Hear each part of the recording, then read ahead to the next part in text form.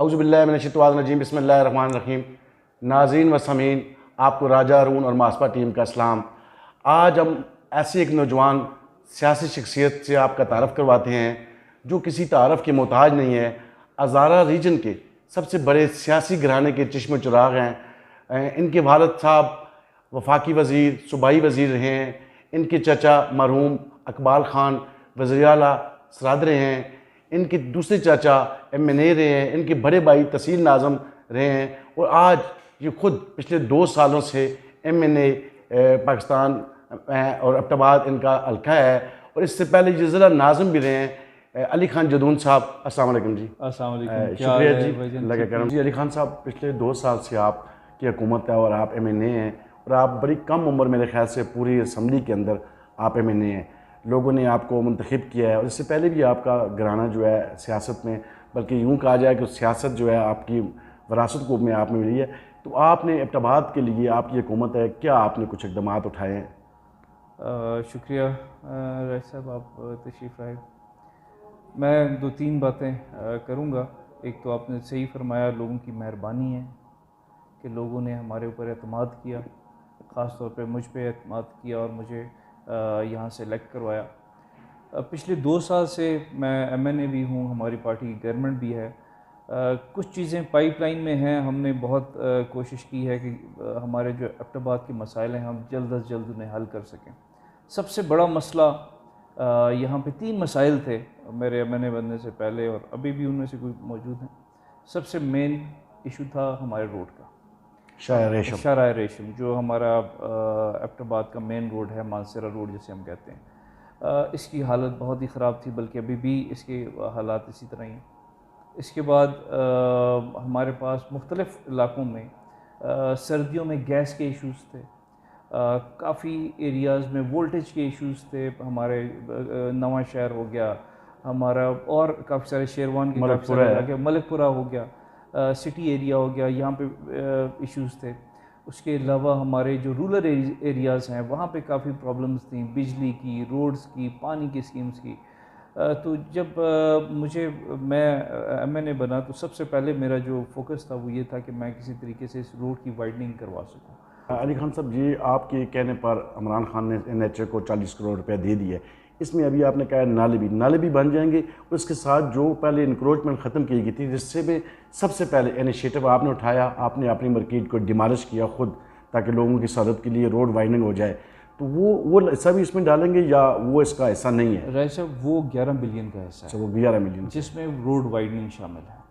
اب 11 بلین ہمارے ساتھ بالکل وعدہ بھی ہوا ہے پارٹی کی طرف سے بھی، لیکن ہم ساتھ میں یہ بھی سمجھتے ہیں کہ ملک کے اوپر کیا فائنینشیل کرائسس گزر رہے ہیں، اور نئی اسکیم دینا اور 11 بلین کی اسکیم دینا پاسبل ہے کہ نہیں، یہ آنے والا بجٹ ہمیں بتائے گا کہ کیا پوزیشن بنتی ہے۔ تو ہم یہ کہیں کہ کرونا کی وجہ سے جس طرح پوری دنیا میں بڑے بڑے پروجیکٹ رک گئے ہیں، تو ایبٹ جو ہمارا شاہراہ ریشم ہے اس کا 11 بلین کا، اور اسی طرح کی شملہ سٹی انٹرچینج کی بھی آپ نے بات کی ہوئی ہے، لیکن اٹس مین کہ نئی کوئی اسکیم نہیں ہے، تو پھر وہ بھی ممکن نہیں ہو سکے گی، حالات جو ملکی حالات ہیں اکانومی کے۔ فی الحال جو حالات ہیں ہارون بھائی، ہم تو کوشش میں ہیں کہ ہو جائے، لیکن جو اکانومی کی حالت ہے میں کچھ کہہ نہیں سکتا۔ میں یہ آپ سے گزارش کر رہا ہوں، یہ 30 جون کے بعد ہی ہم کچھ بتا سکتے ہیں کہ کیا پوزیشن، یا بجٹ کے بعد ہی ہم بتا سکتے ہیں کہ ڈیولپمنٹ کے لیے کتنا بجٹ رکھا گیا ہے اور اس میں ہمارا کتنا حصہ بن سکتا ہے۔ فی الحال تو اکانومی یہ بات کچھ چھپانے والی نہیں ہے کہ کس حالت پہ گئی ہے ہمارے کرونا کی وجہ سے، بلکہ پاکستانی پوری دنیا کی اکانومی بیٹھ گئی ہے۔ علی خان صاحب، ہمارا پورے ہزار ریجن اگر دیکھا جائے، اور شمالی علاقہ جات، گلگت بلتستان اور آزاد کشمیر کا واحد بڑا طبی مرکز ہے ایوب ٹیچنگ ہسپتال۔ وہاں کا جو بورڈ آف گورنر ہے اس میں ہمارے مقامی نہ کوئی ایم پی ہیں نہ کوئی ہمارا ایم این اے ہے۔ حتیٰ کہ ہونا تو چاہیے کہ ہمارے ہزارے کے اور ہیڈ کوارٹر ایبٹ کے ایم این اے یا ایم پی ایز کوئی بھی اس کا بورڈ آف گورنر کا ممبر ہونا چاہیے، اور اس کی حالت اتنی اچھی نہیں ہے۔ ان کی جتنی میٹنگز ہوتی ہے بی او جی کی، وہ لاہور میں یا اسلام آباد میں ہوتی ہے۔ تو کیا آپ اپنی حکومت سے یہ بات نہیں کہہ سکتے ہیں کہ کم از کم یہاں پر لوکل جو ریپریزنٹیٹو ہے ان کی نمائندگی ہونی چاہیے؟ کیونکہ جو مسائل آپ سمجھتے ہیں میں نہیں سمجھتا ہوں کوئی لاہور کا یا پشاور کا یا اسلام آباد کا شخص سمجھتا ہو۔ دیکھیے، بی او جی جب بنایا گیا تھا اس کا مقصد تھا کہ اسے بالکل غیر سیاسی رکھا جائے اور بالکل پروفیشنل لوگ اس کے اندر ڈالے جائیں تاکہ بہتریاں لا سکیں۔ انفارچونیٹلی اس سے بالکل ٹیکنیکل لوگ یا پروفیشنل لوگ اس میں ڈالے گئے، لیکن میں خود آپ کی بات سے ایگری کروں گا کہ وہ ایکسپیریمنٹ کچھ کئی حد تک اتنا کامیاب نہیں ہو سکا. جب اب لوگ یہ سمجھتے ہیں کہ شاید اگر سیاسی لوگوں کو بیچ میں ڈالا جائے تو وہ شاید بائسڈ ڈیسیجن سٹارٹ ہو جاتے ہیں. علی خان صاحب، جیسے آپ کے علم میں ہے، ہمارا جو آپ کا یہ شاہراہ ریشم ہے، اس میں بڑی انکروچمنٹ ہے نالوں پر. جو کنٹونمنٹ بورڈ کے بڑے بڑے نالے تھے، آپ کے علم میں ہے 72 فٹ کے نالے تھے ہمارے، ابھی وہ سکڑ گئے ہیں، جس کی وجہ سے ڈرینیج کا تمام سسٹم ناکام ہو گیا ہے، ختم ہو چکا ہے، بالکل کولیپس کر چکا ہے، جس کی وجہ سے روڈ آئے روز تباہ ہوتے ہیں. ابھی آپ 40 کروڑ روپے لگائیں گے جیسے، تو وہی جو ڈرینیج سسٹم نہیں ہوگا تو یہ پیسے بھی ضائع ہو جائیں گے. تو اس کے لیے کینٹ بورڈ کو اگر آپ کچھ اسپیشل طور پر کچھ ایفرٹس کریں تاکہ جو پختہ تجاوزات نالوں پر بنی ہوئی ہے، یہ ہائی کورٹ کا ڈیسیجن بھی ہے، تو اس پہ سپریم کورٹ کا ڈیسیجن، سپریم کورٹ کا اس میں سپریم کورٹ کا ڈیسیجن آیا ہوا ہے. اس کو ہم سامنے رکھتے ہوئے بالکل ایک میسو قسم کی اینٹی انکروچمنٹس ایک شروع کرنے کی ضرورت ہے. ایبٹ آباد میں آپ کو بالکل کھل کے یہ بات کروں گا کہ ہزاروں گھر اس جب نالے کے اوپر بنے ہوئے ہیں. آپ یہ سمجھتے ہیں جو ہزاروں گھر کینٹ بورڈ کی ملی بھگت اور نیلی کی وجہ سے بنے ہوئے ہیں، اس کی وجہ سے شاہ ریشم تالاب اور جھیل کا منظر پیش مجھے کرتا ہے؟ آپ یہ بتائیں رائے صاحب کہ جس وقت ایک 72 فٹ کے نالا 5 یا 6 فٹ کا سکڑ کے رہ جائے تو پانی کہاں جائے گا؟ تو یہی وجہ ہے، یہی انکروچمنٹ کی وجہ ہے کہ وہ سارا اس پانی نے تو نکلنا ہے، اور یہ جب بھی بارش ہوتی ہے کچھ دیر کے لیے ایک سیلاب کا منظر ایبٹ آباد پیش کرتا ہے. بالکل. اور جیسے ہی وہ پانی نکلتا ہے تو سب نارملائز ہو جاتا ہے. تو یہ صرف اور صرف یہ جو پانی کھڑا ہونے کی وجہ ہے وہ یہ انکروچمنٹ ہے، اور اس میں ایک اینٹی انکروچمنٹ ڈرائیو ایک چلنی چاہیے جس میں تمام اداروں کو ہم ساتھ لے کے چلیں گے. صاحب، آپ پارٹی کے آزاد ریجن کے جنرل سیکرٹری بھی ہیں. آپ نے ابھی لوگوں کو نئے اور تمام اضلاع کے اندر ضلع اور تحصیل سطح پر نامزدگی کی ہیں، عہدیدار بنائے ہیں، پارٹی تنظیم سازی آپ نے کیا ہے، علم برداری بھی آپ نے ان کی لے لی ہے. تو آپ کی یہ ایک پی ٹی آئی میں شامل ہونے والی شخصیت ابرار سعید سواتی صاحب نے ریٹ پٹیشن دائر کی ہوئی ہے کہ جتنے بھی عہدیدار نامزد کیے گئے ہیں الیکشن ایکٹ 2017 کی خلاف ورزی ہے. تو آپ اس حوالے سے کیا کہیں گے؟ دیکھیں، ان کی اپنا خیال ہے، انہوں نے ریٹ پٹیشن دائر کی ہے، وہ ان کا حق بنتا ہے. مانسیرا سے ان کا تعلق ہے، وہ بلکہ ایبٹ آباد میں رہتے ہیں بیسکلی مانسیرا سے. پارٹی پاکستان تحریک انصاف ایک جمہوری پارٹی، اور ہر ایک آدمی کو اعتراض کرنے کا حق ہے. اگر انہوں نے کوئی فیل کیا ہے تو ہم اسے ڈیفینڈ کریں گے اپنی پارٹی کو. اگر انہوں نے کورٹ میں اگر ویسے وہ کوئی اعتراض کرتے تو ہم اس کا ویسے جواب دیتے، بیٹھ کے بات کر لیتے. لیکن کیونکہ وہ کورٹ میں گئے ہیں تو اس کا جواب بھی پھر ہم کورٹ میں دیں گے، لیگل فائٹ ہم کریں گے. دیکھیں، گھر میں اگر 2-4 بھائی رہتے ہیں ان میں بھی اختلافات ہو جاتے ہیں، تو پارٹیز میں چھوٹے موٹے اختلافات چلتے رہتے ہیں. میرا ایک سادہ سا آپ سے سوال ہے. آپ نے کہا پاکستان تحریک انصاف جمہوری حکومت ہے اور جمہوری جماعت ہے، ہماری ڈیموکریسی ہے. تو ڈیموکریسی کے اندر تو جس طرح آپ منتخب ہو کے آئے ہیں، ایز ایم این اے بنے ہیں، جمہوریت میں تو یہ ہونا چاہیے کہ آپ کے جو پرائمری یونٹ ہے ان کے جو ارکان ہیں وہ ووٹ پول کرتے ہیں، انٹرا پارٹی الیکشن کے ذریعے منتخب ہوتے ہیں. یہ تو جمہوریت پھر نہ ہوئی جس طرح نامزدگی کر دیا. نہیں، میں اس کے بھی اوپر آتا ہوں. یہ ابھی عارضی سیٹ اپ بنایا گیا تھا، ٹیمپریری سیٹ اپ. یہ پراپر الیکٹ ہو کے ہم نہیں آئے، ہم سلیکٹ ہوئے ہیں ٹیمپریری.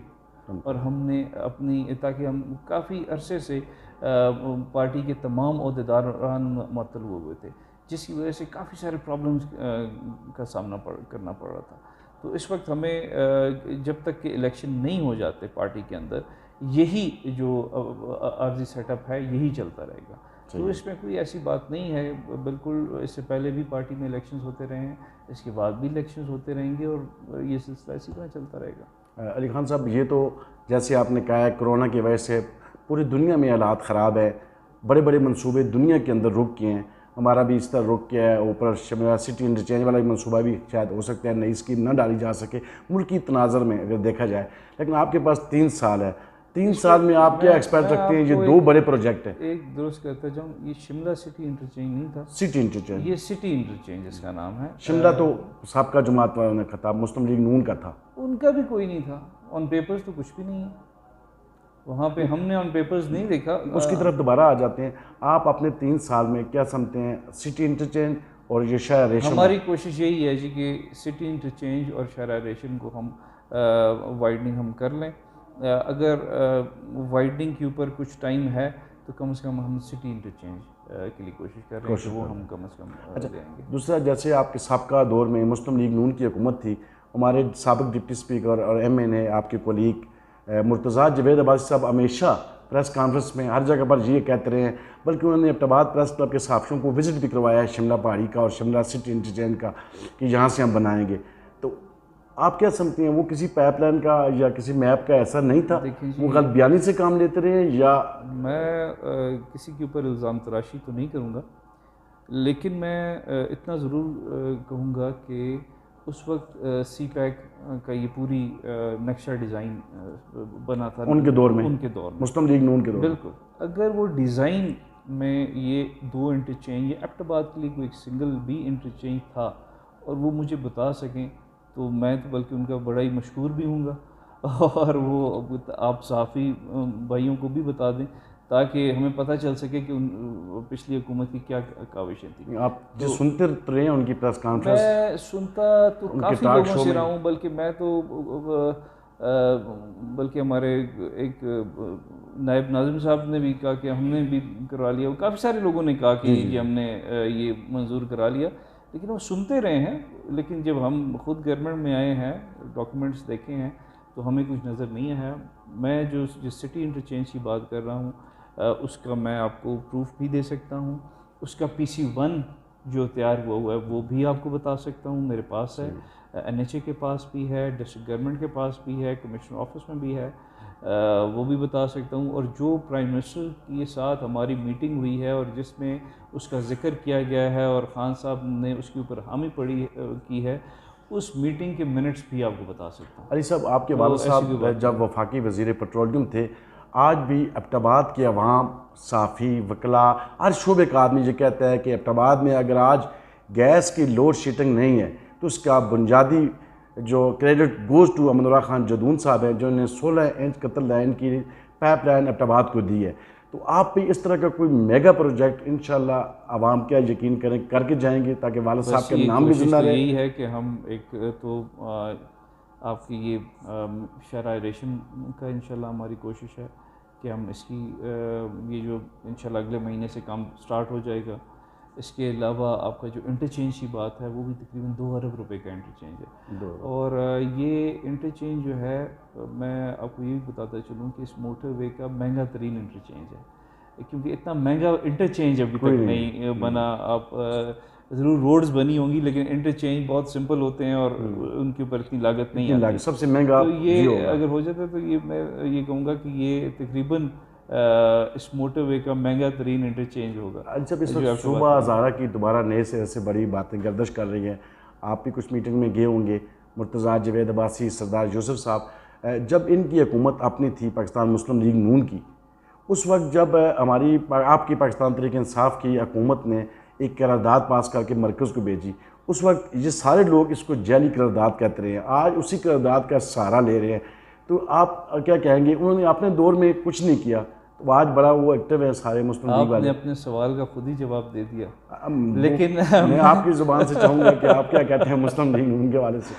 بس جی میں تو کہوں گا کہ جو بات آپ نے کی، آپ نے سوال بھی کیا اور اس کا جواب بھی خود ہی دے دیا، تو آپ کا بالکل جواب میں کہوں گا جی ٹھیک ہے. میں خود نہیں کہہ رہا، آپ نے جو جواب دیا بالکل ٹھیک دیا. میں تو برملا یہ بات کہتا ہوں کہ مسلم لیگ نون نے اپنے دور اقتدار میں صوبہ ہزارہ کی طرف توجہ نہیں دی.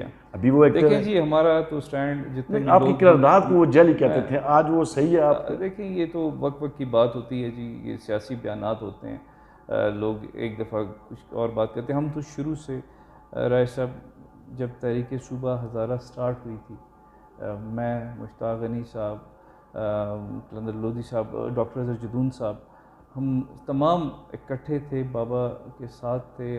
ہم نے ہی اس کو سٹارٹ کیا، سارا کوشش میں لگے رہے اور اب بھی اس کے لیے فائٹ کر رہے ہیں. ہماری پارٹی یقین رکھتی ہے چھوٹے صوبوں کے قیام پہ، چاہے وہ ساؤتھ پنجاب ہو، چاہے وہ ہزارہ ہو، چاہے وہ بہاولپور ہو. اچھا، میرا آپ سے لاسٹ کوسچن ہے اس وقت آپ حکومت کا حصہ ہے، مرکز میں بھی اور صوبے میں بھی، اور ابھی آپ خود آپ نے کہا ہم چھوٹے صوبوں پر ہماری جماعت اور ہم سب یقین رکھتے ہیں، ہم چاہتے ہیں بنائے جائیں. کل آپ اپوزیشن میں ہوں گے تو آپ زیادہ ایکٹیو ہو جائیں گے مسلم لیگ نون والوں کی طرح، یا آپ کی بھی پھر ڈامن ڈول رہیں گے؟ جس وقت میں نے حلف اٹھایا تو میں 1 مہینے بعد ہی میں نے قرارداد پیش کر دی تھی. ہماری حکومت تھی اور ہم نے حکومت میں رہتے ہوئے، دیکھیں مخالفت ہو سکتا ہے کہ تمام میری پارٹی کے لوگ اس بات کے اوپر اختلاف رائے بھی ہو سکتا ہے رکھتے ہیں، لیکن جس وقت حکومت ہماری سٹارٹ ہوئی میں نے اوتھ لیا اور شاید دوسرے یا تیسرے مہینے میں نے خود قرارداد جمع کروائی اور میں نے خود اس کے اوپر اسپیچ بھی کی اور قرارداد وہاں سے منظور بھی ہوئی. تو ہم تو ابھی بھی اسی جوش و خروش کے ساتھ ہیں کہ اپوزیشن سے اب ہماری حکومت ہے تو ہم تو یہ بات اور ہماری ڈیمانڈ اپنی جگہ موجود ہے کہ آپ صوبے بنائیں. تو ایسا نہیں ہے کہ ہم کل کو اپوزیشن میں بیٹھ جائیں گے نون لیگ کی طرح اور پھر ہمیں یاد آئے گا کہ جس وقت ہم وزارتوں انجوائے کر رہے تھے یا اور بڑے عہدے ہزارہ سے انجوائے کر رہے تھے اس وقت ہمیں یاد نہیں آیا اور آج ہمیں یاد آ گیا ہے. تو میں تو نہیں یہ کہوں گا کہ چلیں دیر آئے درست آئے، ابھی بھی ہمارا ساتھ دیں، ہم انشاءاللہ صبح ہزارہ جس وقت بنائیں تو اس وقت بیک آؤٹ نہ ہو جائیں، اس چیز کا خیال رکھیں. شکریہ. علی خان جدون صاحب کا یہ کہنا ہے کورونا کی وجہ سے شاید ریشم کا جو ہمیں 11 ارب روپیہ ملنا تھا اس میں تخیر ضرور ہو رہی ہے لیکن ہماری جد و جہد جاری ہے. دوسرا ان کا یہ بھی کہنا ہے سٹی انٹرچینج انشاءاللہ پاکستان کے انٹرچینج میں سے سب سے بڑا میگا پروجیکٹ ہو گیا، انشاءاللہ اس کو پائے تکمیل تک پہنچائیں گے. اور ان کا یہ بھی کہنا ہے کہ صوبہ ہزارہ کے لیے ہماری جد و جہد انشاءاللہ جاری و ساری رہے گی. مجھے اور ماسپا ٹیم کو اجازت دیجیے، اپنا اور اپنے اہل خانہ کا خیال کیجیے. اللہ حافظ.